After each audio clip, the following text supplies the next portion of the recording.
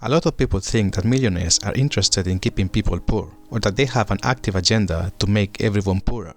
Is this the right way of thinking? In this video, we're going to explore the most important lessons from a book called Why We Want You to Be Rich, written by Robert Kiyosaki and Donald Trump. I'm pretty sure you know who they are and why it would be interesting to explore their thoughts. So let's start. Lesson number 1. The Self-Entitled Mentality. The book starts discussing the problem that the US economy is facing today, which is basically the same problem that most of the countries are facing as well, which is increasing public spending, big debts, inflation, and the destruction of savings.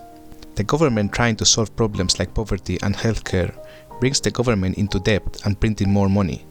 And we know what the consequences are by doing that: increased inflation. According to the authors of the book, this problem is originated by the mentality that most people have, which is the self-entitled mentality.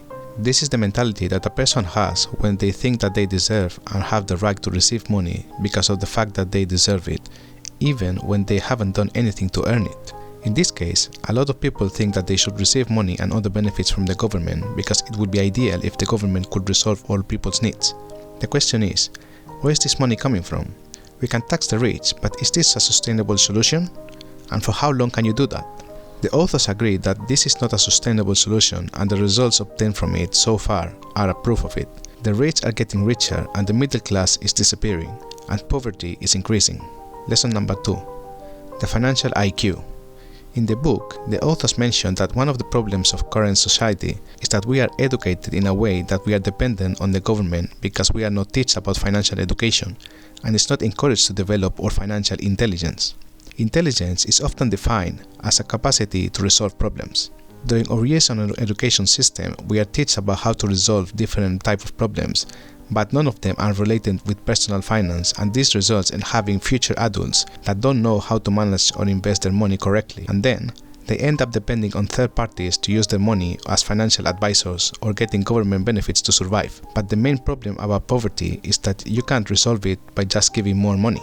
In the book, it says that there are 3 types of financial advice: for the poor, the middle class, and the rich. The poor people are told that the government is going to take care of them. The middle class are told that they should get a job, work hard and spend less as possible, save money and invest in the future. Most of the middle class people are passive investors. Passive investors are those that invest to not lose money. They deposit their money into a savings account so they can invest it to get a return on the long term in a safe way. Passive investors don't develop financial intelligence because they rely on other people's knowledge. Rich people are active investors that work and invest to win. Active investors invest directly in the stock market or independently in any company or business. This gives them a higher control on their finances and use their money successfully because they are well informed financially. The authors encourage us to develop financial intelligence. Financial intelligence is the part of our intelligence that we use to solve our financial problems. Lesson number 3. Taking action. According to the authors, the best solution to financial problems is changing your mentality. With this, they mean to change the self-entitled mentality that most people have, as we explained earlier. Schools did a good job in educating efficient employees for the future, but they don't teach about money, entrepreneurship, or how to invest. In other words, schools are not interested in developing the financial IQ. The first action you should take is to increase your financial knowledge because that's the only way you can review the whole context, national and international. You have to be able to see ahead of the present and taking decisions. For instance, during the pandemic crisis, a lot of economies got paralyzed, but not all of them lost money. There were a lot, in fact, that made a lot of money during the pandemic, offering solutions that solved problems that fit the purpose of that context. And what was the difference between the ones that lost and the ones that won? Financial intelligence. Lesson number 4. Invest to win.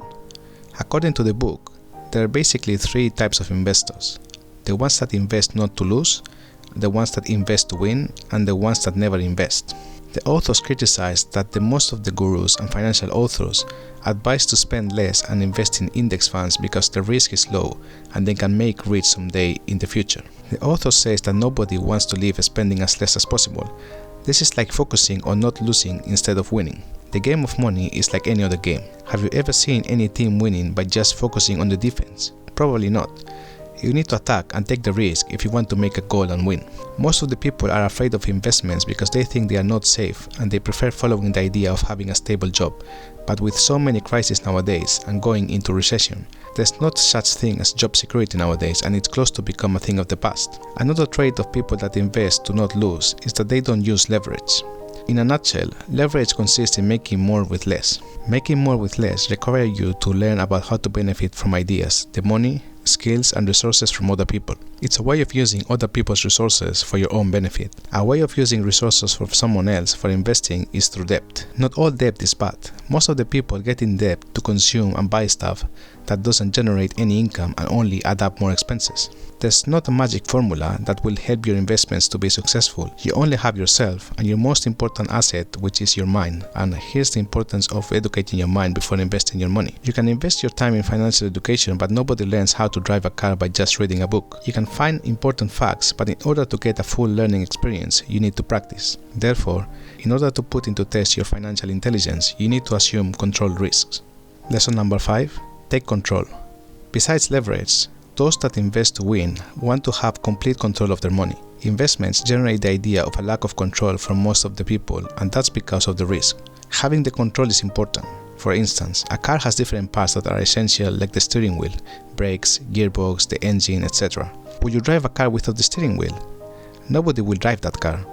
That's how most of the people are afraid of investing money, because of the lack of control. However, how much control you have over your own money when you decide to put it in an index fund for the long term. When you're going to invest, you need to educate yourself in order to obtain control over your income, expenses, assets, liabilities, insurance, and administration. The difference between poor and rich people lies on the control of these 6 points. In the business world, there's another factor that provides control, and that's knowing how to sell. If you don't know how to sell, you don't have much control over your income, your business, and your assets. Lesson number 6.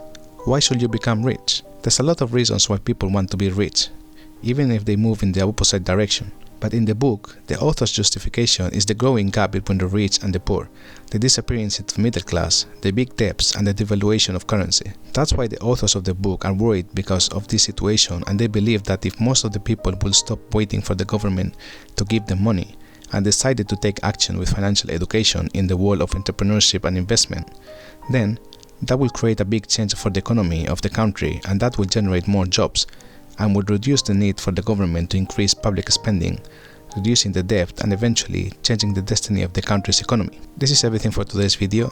I also summarized another book from Robert Kiyosaki, the classic Rich Dad Poor Dad. You can find them on the top corner of this video if you are interested. If you like the video, please give a like and subscribe to the channel. Thank you for watching.